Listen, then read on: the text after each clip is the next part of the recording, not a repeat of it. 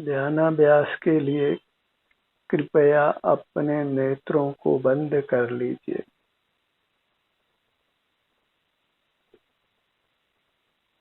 अंतर्मुख बनिए। बहिर्मुख रहना ही हमारे जीवन का स्वरूप बन गया है और यह वास्तव में चिंता का विषय है, क्योंकि जब तक बहिर्मुखता है तब तक दुख जीवित रहता है। बिना अंतर्मुख हुए कोई जीव दुखों से मुक्त नहीं होता, अपने उत्तम सुख को प्राप्त नहीं करता और हम सतत बहिर्मुख ही रहते हैं। और ऐसी स्थिति में कौन कब कितना बड़ा दुख आ सकता है, कोई नहीं जानता। आए दिन दुर्घटनाएं होती है और उन दुर्घटनाओं से जीव असह्य दुख को प्राप्त करता है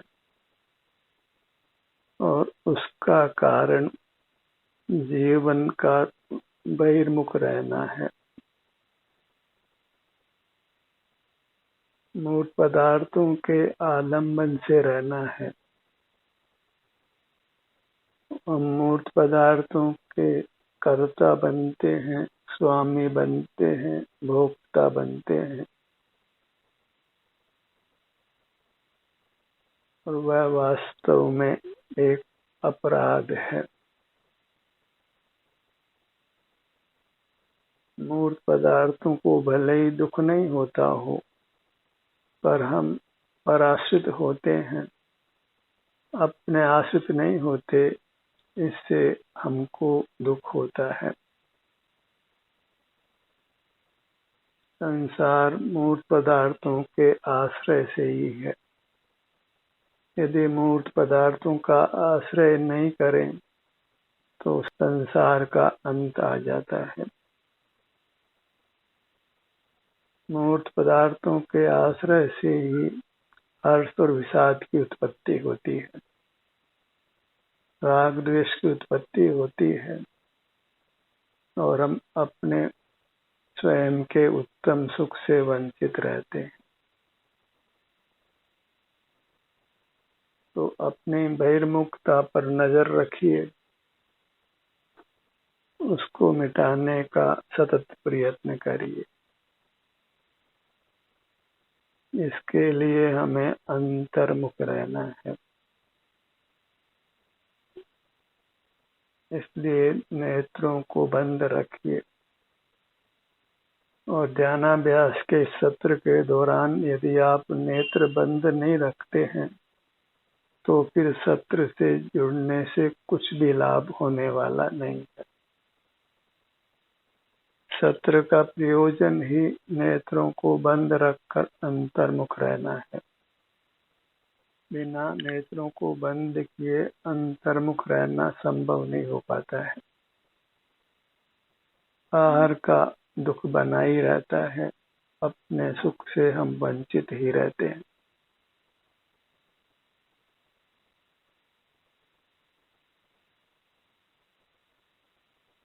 क्योंकि आप अकेले हैं, कोई टोकने वाला भी नहीं है, तो अपने ही अनुशासन से आपको नेत्रों को बंद रखना है, अपने को अपने सन्मुख रखना है, तभी आप अपने सुख को पा सकते हैं। अन्यथा सत्र से जुड़ने का सारा श्रम वृथा ही होने वाला है। वांछित लाभ की प्राप्ति होने वाली नहीं है। लाभ अपने से ही होता है, पर से नहीं होता है। हम अपने से युक्त होकर ही सुख पर आवरण डालने वाले कर्म से मुक्त होते हैं और जैसे जैसे सूक्ष्म मूर्त कर्म हमसे पृथक होता है, वैसे वैसे हमारा सुख अनुभव में आने लगता है। स्थूल मूर्त का बंधन तो हमें दिखाई देता ही है। स्थूल शरीर सबको ज्ञात होता है, पर वह स्थूल शरीर को प्रदान करने वाला एक सूक्ष्म कारण शरीर हमारे साथ बंधा है और वही बलवान है।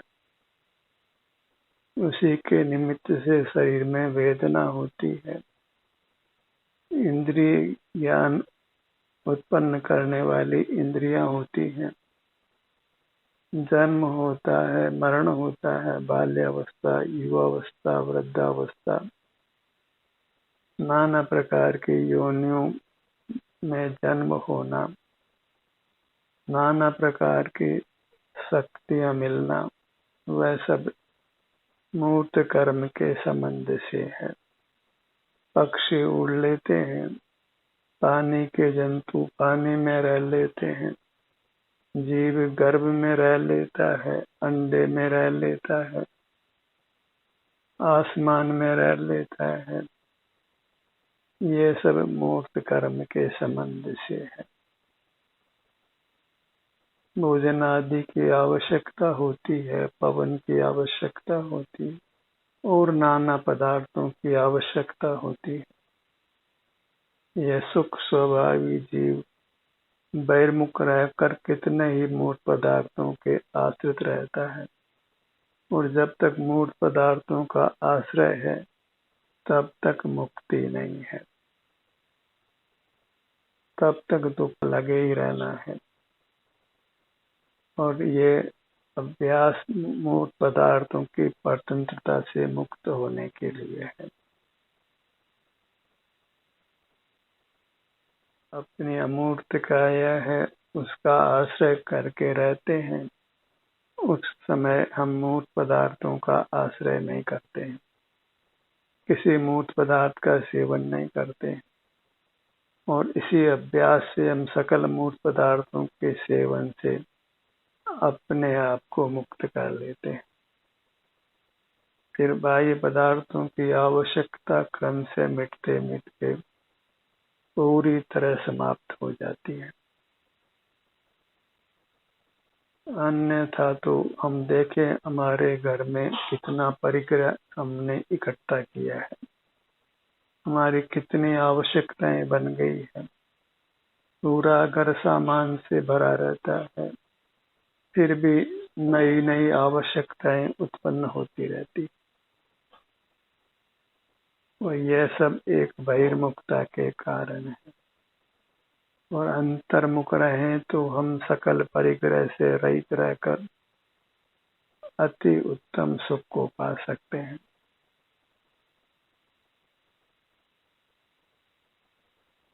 पूरी तरह अपने को मूर्त पदार्थों की आवश्यकता से मुक्त कर सकते हैं। मुनि नगन निज में मगन अकंप विराजे। फिर साधु वस्त्र की आवश्यकता से भी मुक्त हो जाता है, उपवास करके रहता है, किसी बाह्य पदार्थ का आश्रय नहीं करता, अपने में मगन रहता है, अकंप रहता है, प्रतिमा की तरह रहता है। न इंद्रिय व्यापार है, न मन का व्यापार है, न वचन चेष्टा है, न काय चेष्टा है। इस प्रकार कंप रहता है कि पशु भी उसको प्रतिमा मानकर उससे अपनी खाज को जाने लगते। ऐसे स्वरूप के सेवन में जीव इतना स्थिर हो जाता है, और वह मात्र स्थिरता नहीं है, उस समय वह जीव अति उत्तम सुख को भोगता है जिसकी हमको कल्पना भी नहीं है। जो सुख भोगता है वही सुख का अनुभव करता है। हमें भी अपने आप को क्रम से मूर्त पदार्थों की पराधीनता से, उनके सेवन से मुक्त करना है, और उसके लिए अपने सन्मुख रहकर अपने में ही मगन रहना है। जितने समय हम अपने अमूर्त काया का एहसास करते हैं, उतने समय किसी बाह्य वस्तु का सेवन नहीं करते, कुछ भी इंद्रिय व्यापार नहीं करते, कुछ भी मन से विचार नहीं करते, कुछ भी काय चेष्टा नहीं करते, कुछ भी पर पदार्थ का स्मरण नहीं करते, कुछ बुद्धि का व्यवसाय नहीं करते। मूर्त पदार्थ का आश्रय छोड़ देते हैं, वही स्वतंत्रता है। मूर्त पदार्थों की आवश्यकता से मुक्त हो जाना, वही स्वतंत्रता है। मूर्त पदार्थ विजातीय है, हमारी जाति के नहीं है। हम चेतन हैं, वे अचेतन है। हमारा वास्तव में उनसे क्या नाता हो सकता है? फिर भी हम अपने आप को भूलकर उनके अधीन जीते हैं। दुख में अपनी शरण है और हम बाह्य पदार्थों की शरण लेते हैं। बाह्य पदार्थों की शरण को ही हम समझते हैं, अपनी अमूर्त काया की शरण को हम नहीं जानते, तो फिर कभी स्वावलंबी नहीं हो पाते। नाना प्रकार के दुख हैं, उनसे निवृत्त होने के लिए हम नाना पदार्थों के परिग्रह का अर्जन रक्षण भोग करते। जो जो समय आगे बढ़ रहा है, जीवों का परिग्रह का भाव भी बढ़ रहा है। भौतिकता बढ़ रही है। मूर्त पदार्थों के आश्रय से ही हम सुख पाने का रात दिन प्रयत्न कर रहे हैं। एक होड़ सी हो गई है, उत्तम से उत्तम, महंगे से महंगे मूर्त पदार्थों को भोगना, बाहर से ही संपूर्ण सुख प्राप्त करना, जबकि सुख के लिए बाह्य किसी पदार्थ की रंच मात्र भी आवश्यकता नहीं। अपने मूर्त की महत्ता को समझिए और अपनी महिमा में लीन रहिए।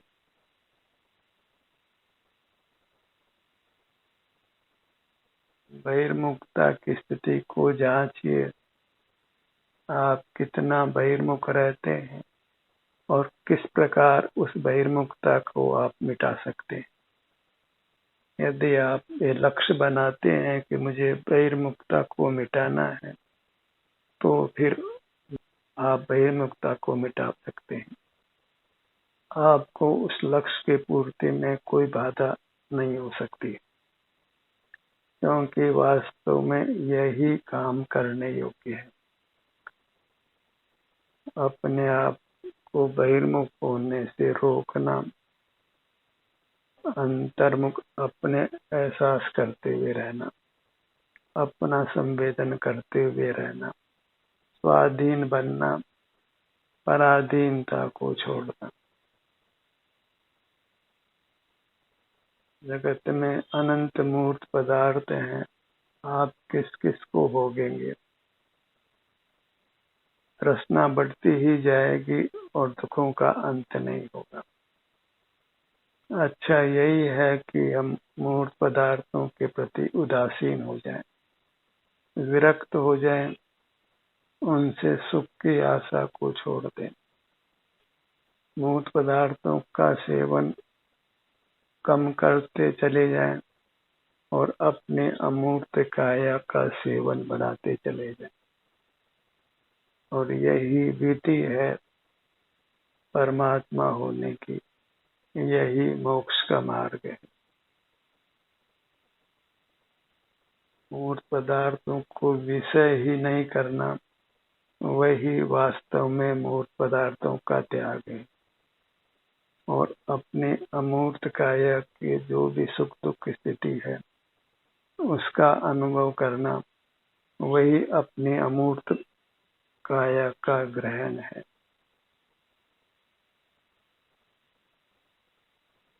तज पुद्गल ग्रह जीव बस शीघ्र लहो निर्वाण। इस प्रकार मोक्ष का अत्यंत संक्षिप्त स्वरूप है। एकाग्र अन्य चिंता निरोधो ध्यानम। एक के अग्र रहना, मैं एक हूँ, बाकी सब दूसरे तीसरे चौथे पांचवें हैं। तो अपने अग्र रहना माने अपने सन्मुख रहना। अन्य चिंता निरोधो ध्यानम। अन्य पदार्थों को विषय करना ही चिंता है, चिंतन है, और वही हमको जीवित नष्ट करता है। चिता तो एक बार मूर्त काया को नष्ट करती है, पर ये अन्य पदार्थों की चिंता, अन्य पदार्थों को विषय करना, वह हमें प्रति क्षण दुख में रखता है। अन्य चिंता निरोधो ध्यान। अन्य पदार्थों को विषय नहीं करना, उनके ज्ञान से अपने आप को रहित रखना। ज्ञान में त्याग रूप अवस्था वही यथार्थ त्याग है। भोजन नहीं करें और भोजन के बारे में ही निरंतर सोचते रहें तो फिर भोजन का त्याग नहीं हुआ। भोजन हमारे ज्ञान का विषय ही नहीं बने, अपने अमूर्त काया में ही हम उपस्थित रहे, वह वास्तव में उपवास है। नाम ही सार्थक है कि अपने में वास रहना, वह उपवास है। अन्यथा तो भोजन को छोड़ देना लंघन मात्र है, और वह एक दुख का ही कारण है। उससे काया क्षीण ही होती, बहिर्मुख रहते हैं, उससे शरीर को क्षति होती है, और भोजन करके हम उसकी पूर्ति भी नहीं करते तो फिर शरीर दुर्बल होता है और नाना रोगों का घर बन जाता है। तो उपवास करने के दो पहलू हैं, भोजन को विषय नहीं करना और अपने में रहना। भोजन तो याद भी नहीं हो, किसी भोज्य सामग्री को उपयोग का विषय नहीं बनाया जाए, और अपने ही अमूर्त काया के सन्मुख रहा जाए, और अपने में रहना है तो फिर भोजन करना भी प्रिय नहीं होता है।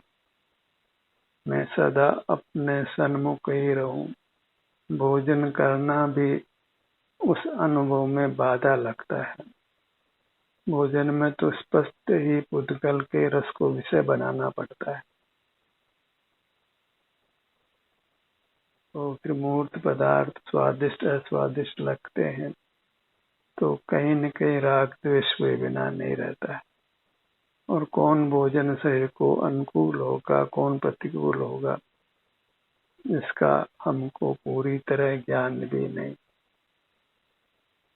अच्छा यही है कि हम भोजन का आश्रय छोड़कर अपने अमूर्त काया का ही आश्रय करें। जितना जितना इंद्रियों का व्यवसाय करते हैं उतना उतना हमारी इंद्रियां क्षीण होती जाती,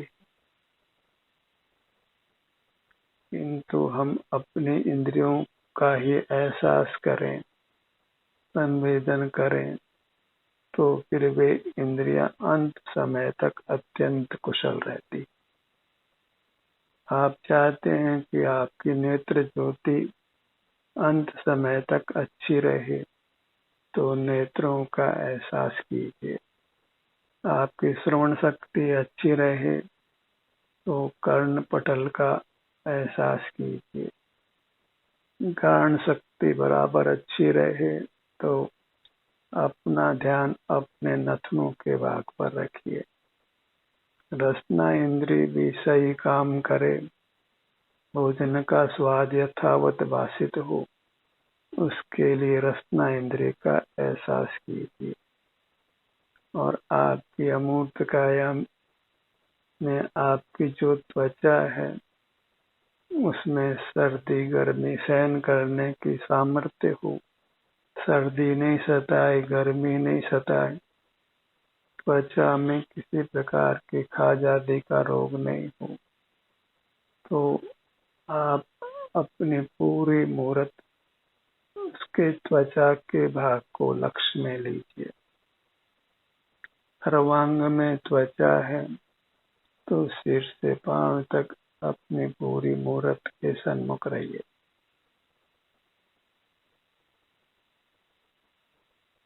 स्पर्शन इंद्रिय का विषय सर्वत्र है और उससे अपने आप को बचाना यत्न से ही होता है। सबसे अधिक विषय या तो चक्षु इंद्रिय का है या फिर स्पर्शन इंद्रिय का है। हवा तो सर्वत्र ही है, उसका स्पर्श हमें जानने में आता है। और यदि अपना ध्यान अपनी मूर्त पर रहे तो फिर सर्दी गर्मी के ज्ञान से हम अपने आप को मुक्त रख सकते हैं। जब ठंडे गर्म का ज्ञान ही नहीं हो तो फिर ठंड हमें पीड़ा नहीं दे सकती, गर्मी भी हमें पीड़ा नहीं दे सकती। इतनी सर्दी हो गर्मी हो, यदि हम अंतर में निवास करते हैं तो सहज ही सर्दी गर्मी की बाधा से हम रहित रहते हैं, स्वस्थ रहते हैं, सुखी रहते हैं। अपने मूर्त को, अपने मुद्रा को लक्ष्य में रखना है। अपनी उपेक्षा करना वही दुख का कारण है। आत्मा ही अमर है, उसका अनुभव कर उसकी दुखों से रक्षा कीजिए। अपनी मूर्त ही हमारी है, अन्य कोई पदार्थ हमारा नहीं। हमारा होता तो जन्म से पहले भी होता और मरण के बाद भी होता। बस जन्म और मरण के बीच में ही हम इंद्रिय ज्ञान के विषय मूल पदार्थों को अपना मान लेते हैं। वह सब इंद्रिय ज्ञान का ही दोष है और इंद्रिय ज्ञान नहीं किया जाए तो फिर किसी पदार्थ में अपनापन का बोध नहीं होता। जिस वस्तु को जाना ही नहीं तो उसके बारे में यह विकल्प नहीं होता कि यह वस्तु मेरी है। जगत में बहुत भौतिक संपदा है, यह विश्व महान है।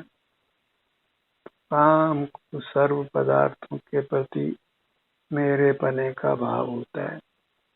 जो पदार्थ हमारे निकट होता है उसी में हम अपनेपन का भाव कर लेते हैं। जगत में कितने जीव हैं, कितने जीवों में हमें अपनेपन का भाव होता है।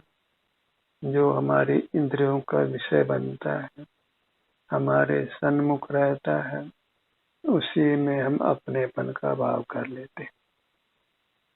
और जब हम अपने सन्मुख रहें तो हमें अपनी मूर्त में अपनेपन का भाव होता है और वह अपनेपन का भाव ही सच्चा भाव है। अपनी वस्तु में अपनापन होना वह यथार्थ है और वह अपनापन करने योग्य है, क्योंकि अपनी वस्तु ही अपना अस्तित्व है। सिर से पांव तक विस्तार को प्राप्त यह अपनी मूर्त, अपनी प्रतिमा, वही हमारे लिए परमात्मा की प्रतिमा है।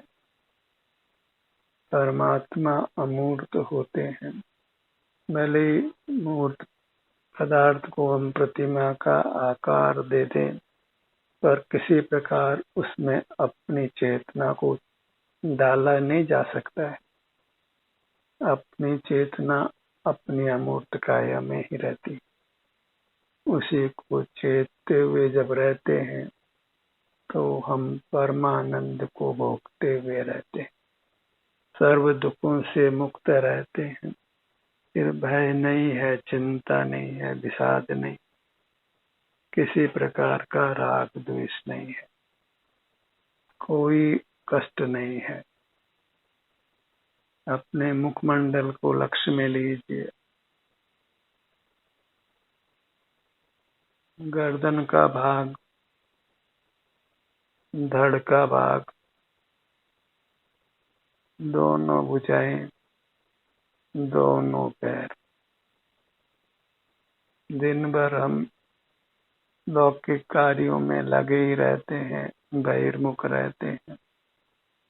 तो कम से कम जब बिस्तर पर सोने के लिए लेटते हैं तो अपना ध्यान अपनी ओर लाकर अपना समय व्यतीत करते हुए फिर सहज ही निद्रा आ जाती है।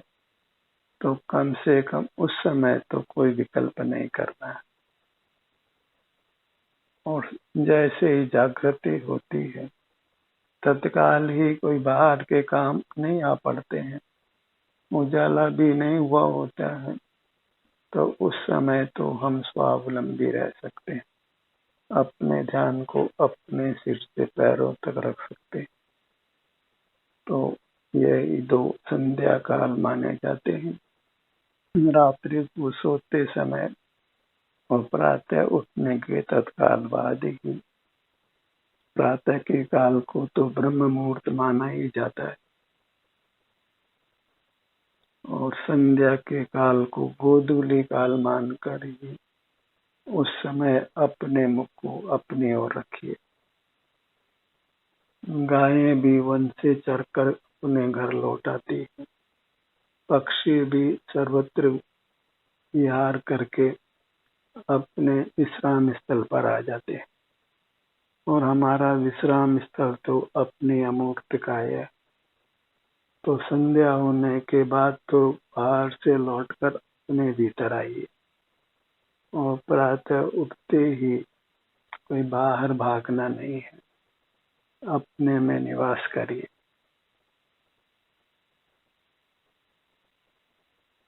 जो अपने में निवास करता है वह वास्तव में जन्म मरण संसार की सर्व पीड़ाओं से मुक्त हो जाता है, परमात्मा हो जाता है।